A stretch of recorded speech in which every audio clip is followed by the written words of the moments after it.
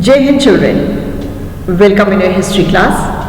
Today we are going to start a new chapter, and that is India after independence. Okay, you can see the chapter on the screen children, India after independence. As you know that India gained independence on 15th August 1947, but on the verge of partition. So after gaining independence, India faces many challenges. So after India became independent children, India faced many challenges, because you know that the British had left behind in India that had been pushed back to the medieval ages. Many issues needed an immediate solution. So there were many challenges in front of the free India, in front of our country children. The first challenge was the integration of the princely states into India. Means round about 550 princely states were there in India, and we have to merge these princely states into India. This was the biggest challenge.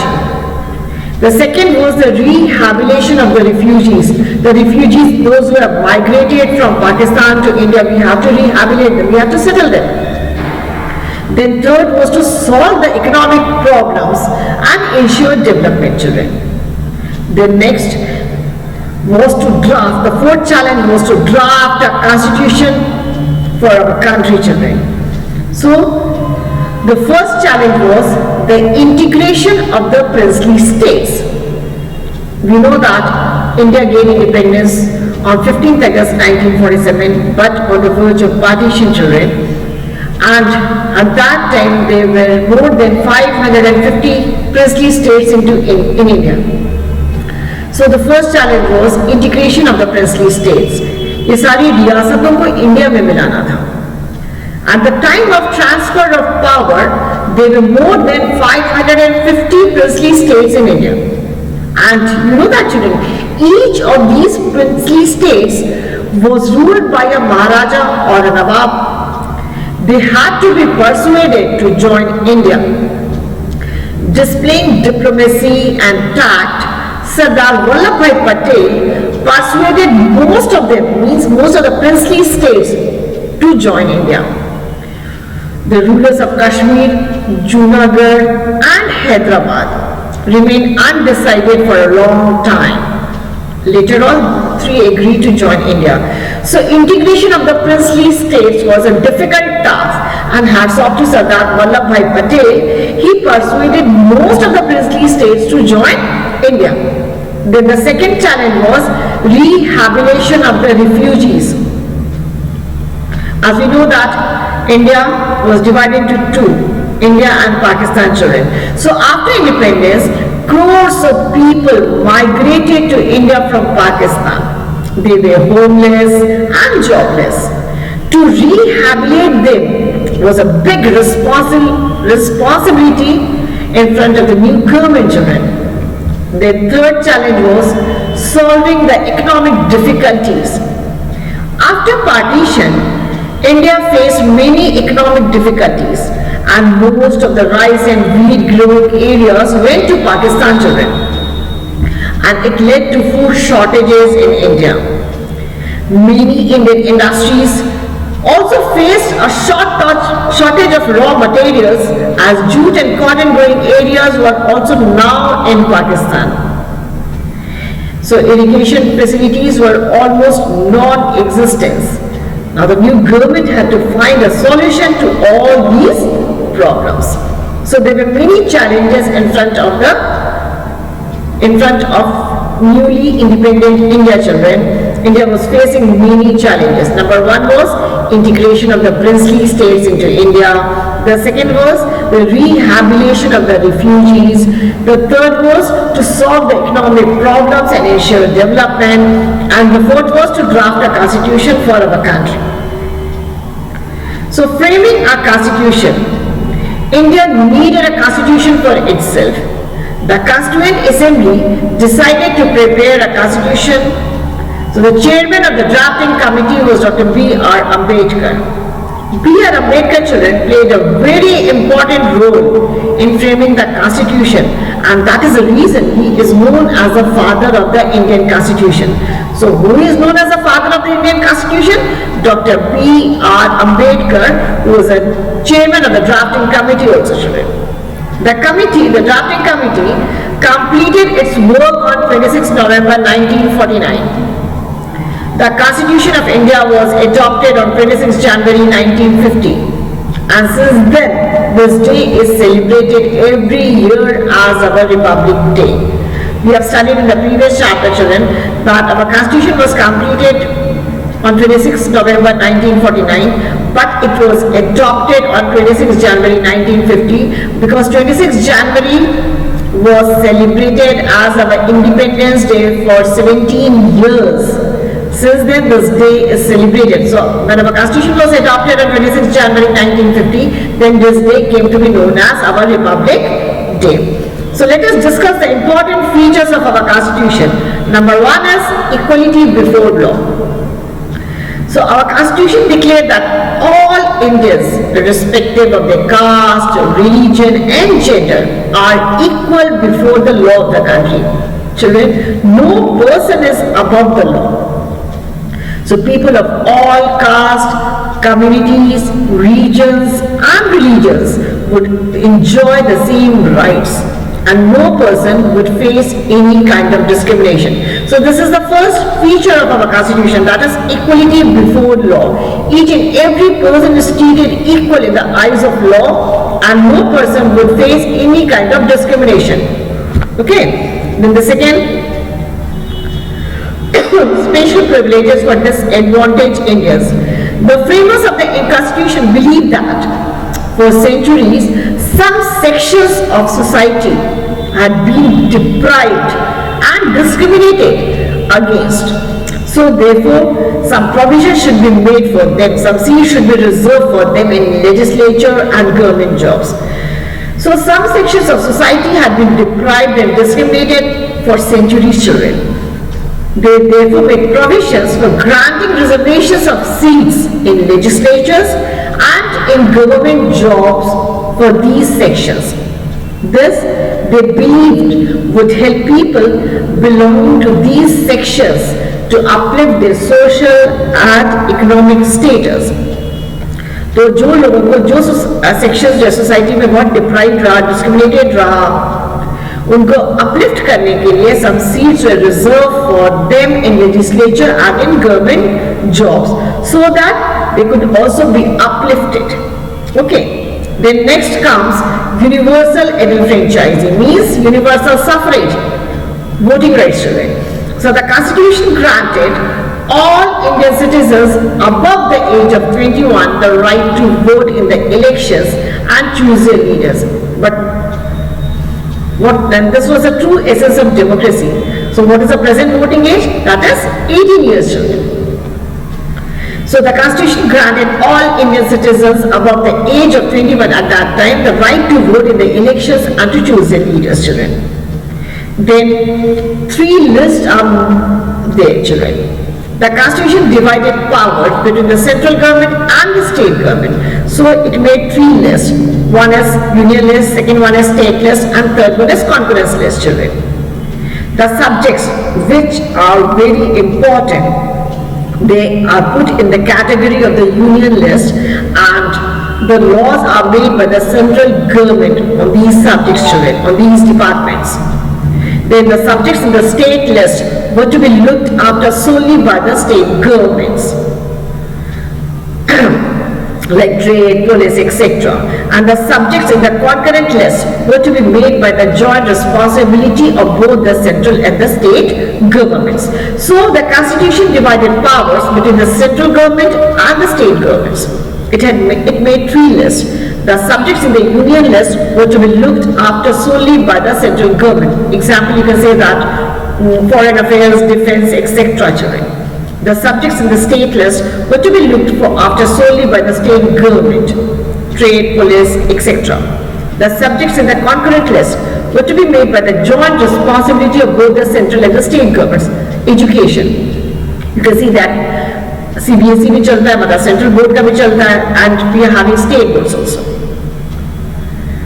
Now planning for development. Once the initial problem was sorted out, the next objective was building a strong agricultural and industrial base. To achieve it, children, the Planning Commission was set up in 1950. You know, children, now the Planning Commission is known as Policy Commission, Niti Aayog. Naam change ho gaya hai. So once the initial problems were sorted out, the next objective was building a strong agricultural and industrial base. To achieve it, the Planning Commission was set up in 1950. The 5-year plans were formulated to hasten the process of development. They were framed, executed and monitored by the Planning Commission. The government took the lead in setting up heavy industries such as steel and building dams. Jawaharlal Nehru, children, realizing the importance of dams, he called the dams as the temples of modern India. Why?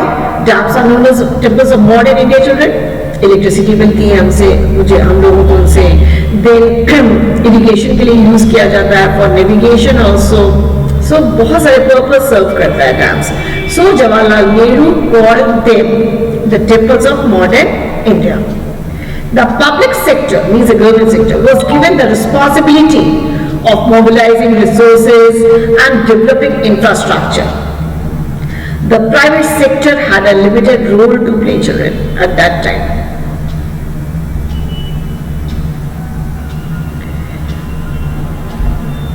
And independent foreign policy. Ever since achieving independence, India has sought to develop an independent foreign policy. The start was made by who? By Pandit Jawaharlal Nehru. When he defined non-alignment, disarmament and peaceful coexistence as the guiding principles of India's foreign policy. So non-alignment. Children, after the Second World War, the whole world was divided into two blocks. Or you can say that there were two major superpowers in the world. One was USA and the second was former USSR. So after the Second World War, there were two major superpowers in the world, USA and former USSR. The rivalry between these powers resulted in the formation of two hostile means unfriendly military blocs. So after the Second World War, मैंने कहा there were two major superpowers, एक America, other was USSR. दोनों के बीच में जबरदस्त rivalry थी, which led to the formation of many military blocs, hostile military blocs. USA and supporters of NATO, CETO, CENTO, USSR ने Warsaw Pact, तो इस तरह के blocks बन रहे थे, and they were just forcing the countries to join any of the blocks. अगर आप USA के साइड हैं तो आप उनके ब्लॉक को ज्वाइन कर लीजिए, USSR के साइड में है तो आप उनके ब्लॉक को ज्वाइन कर लीजिए. So after the Second World War, there were two major superpowers in the world, USA and former USSR. USA, United States of America, and USSR, Union of Soviet Socialist Republic. So rivalry between these powers resulted in the formation of two hostile military blocs, and consequently an atmosphere of tension, distrust and fear developed. It was known as a Cold War. Cold War का मतलब होता है we are having tense relation between two countries.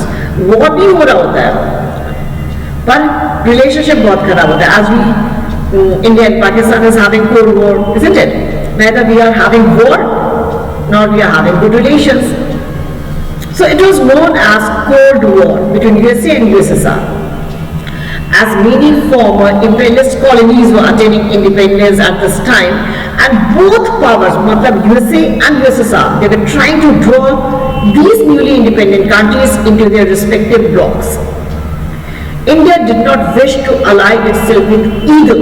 India नहीं चाहता था वो USA या USSR किसी भी bloc को join करे.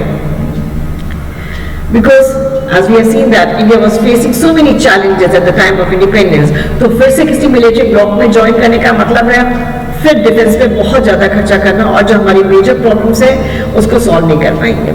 So India did not wish to ally itself with either because it was aware of the high price of military involvement. इसको पता था बहुत खर्चे होंगे अगर किसी भी ब्लॉक को ज्वाइन करते हैं. It tried to initiate a movement for world peace. Our leaders felt that peace did not mean only the absence of war. It also meant healthy cooperation among nations for the benefit of all. And this policy came to be defined as the policy of non-alignment. It meant an independent approach towards world issues without being influenced by either bloc.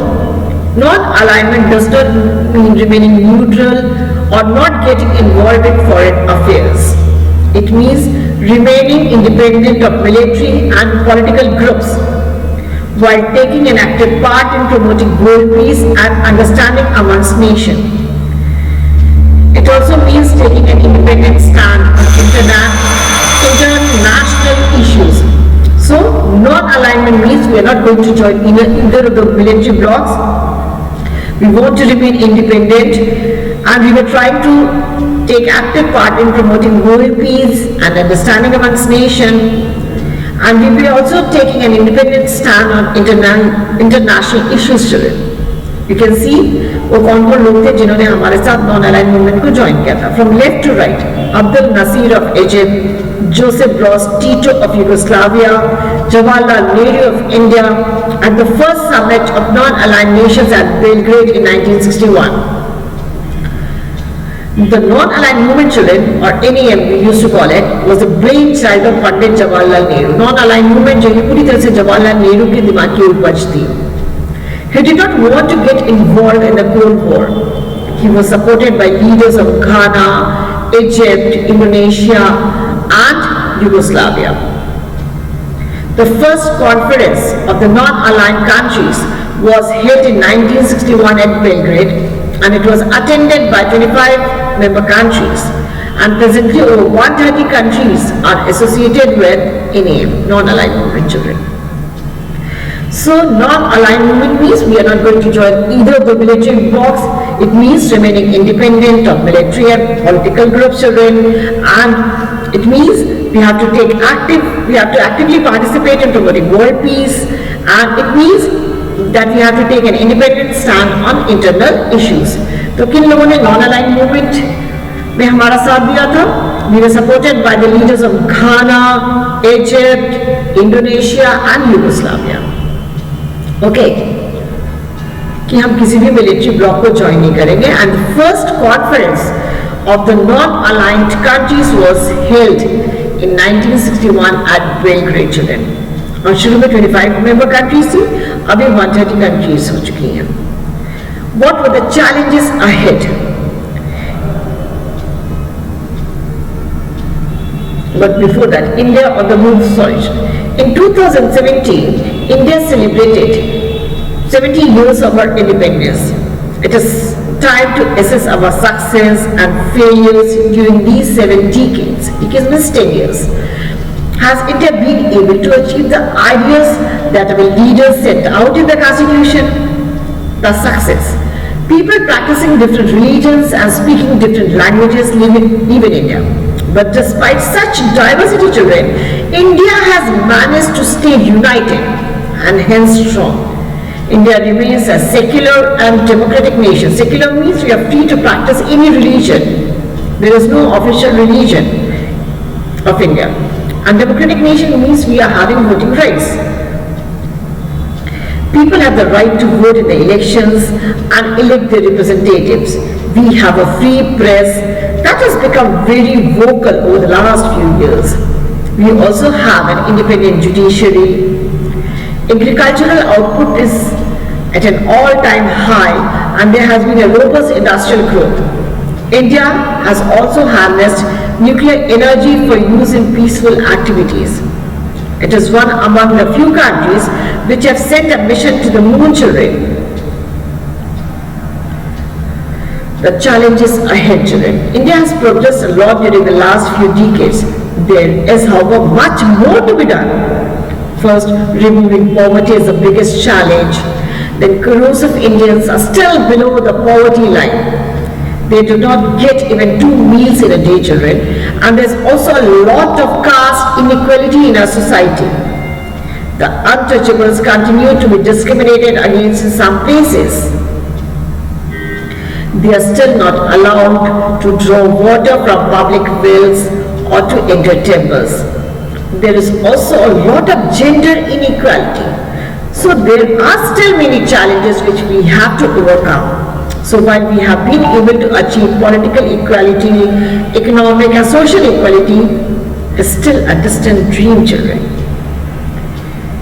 Making education available to all is another challenge for the decades ahead.